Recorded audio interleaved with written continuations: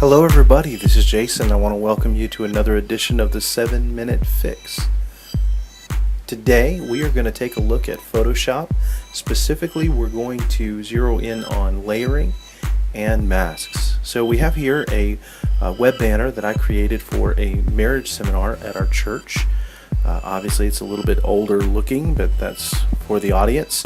First thing I'm going to do is take off the text here, and we're going to just look at the image, show you some layering basics, and then we'll jump into an example. I'm going to take off the compass that I have, all the layers, and the first layer I have here is really just an old sheet of paper. If you hit Control T, that's going to allow you to move that object, that smart object. You can resize it as I did here, move it around, place it, but I just want to show you that image. I'm going to set it in place and then undo it to put it back. Now on top of that layer, what I did is I put a couple of different color layers. The first one is the one I've used for the image, gives it some color, enhances the hue of that, and I really like the look of it. I also did a black and white. That can be a fun variation that you can do for a flyer of some sort. Always nice to have a couple of variations of the same graphic. This is the old map that I put on top of it. Now here I can increase the opacity to 100%, and that's the actual image. But what I did is I made that just transparent by decreasing the opacity. 30% is kind of where I set it, and now you can see the old pieces of paper here through the map, and it just makes the map look older. That layering basically gives it the depth. So I'm going to leave it at that. On top of that, I put a compass. Now I'm going to take off the effect of a drop shadow. If you just put in a graphic like that, it's going to look horrible. Okay, you know, that compass obviously just looks like it was placed there as it was.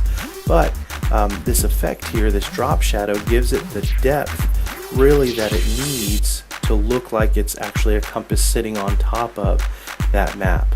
Okay, now on top of that I put a text box and some text, and here's my web banner for this marriage conference at our church. Now I'm going to go into a new document, just again to show you a little bit more layering techniques. The first thing I'm going to do is get a background. I've got backgrounds that I save on my computer whenever I see a nice one. Okay, so I'm just going to go into the backgrounds, look for a nice textured background. I'm looking for the kind of the look of a wall. So I'm going to take out some of those shadows on the outside, just get a nice textured wall, set that object in place. Now I'm going to place a basically my first element. So I also in my pictures have blends and layers. I put anything in this folder that that I would layer, such as this frame here. I'm going to resize that.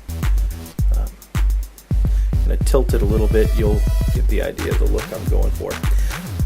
Place that. Now I'm going to rasterize this layer, and that's basically so I can select it and take out that dead white space.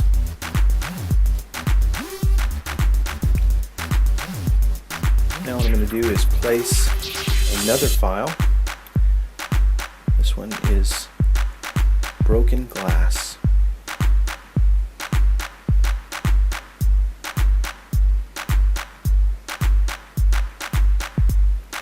I'm going to resize that basically just over my frame.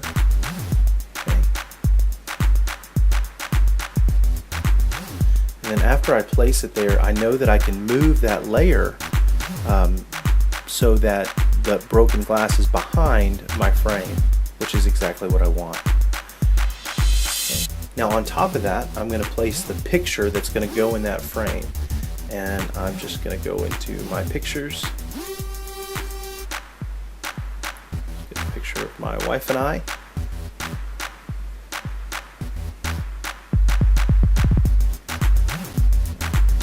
I need to make myself a little skinnier.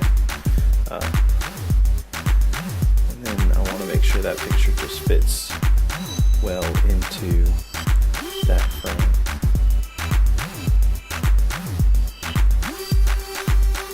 Got to do a little work with it here, resize the picture.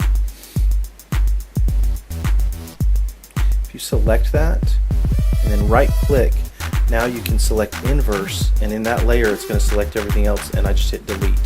So now I've deleted all the additional space on that picture. Okay. Now on that frame, I want that frame to look realistic, so blending options, this drop shadow here, I always basically using that drop shadow is just exactly what I did with the compass on that charting the course image, making it realistic. I'm even going to move the angle of the shadow here so that the light kind of comes from the top like a real picture would on a wall. That shadow just gives it the depth that we need. Okay, now on my picture I want to see the broken glass, so what I'm going to do is I'm going to do some blending options, and up here I'm going to select lighten. Okay, and automatically when I do that, now you see the broken glass behind my picture, but it looks like that broken glass is in front. And then I've got my title, When the Glass Breaks, a series on broken families and dealing with that in our culture. So I know that's a quick tutorial, simple, but it's just showing you how with layers and applying some of those blending options, you can really make a quick image with a lot of versatility. So I hope you've enjoyed this edition of the 7-Minute Fix. Be sure to tune in next time. Like us on Facebook, subscribe, and we want to hear from you anything you want to see next.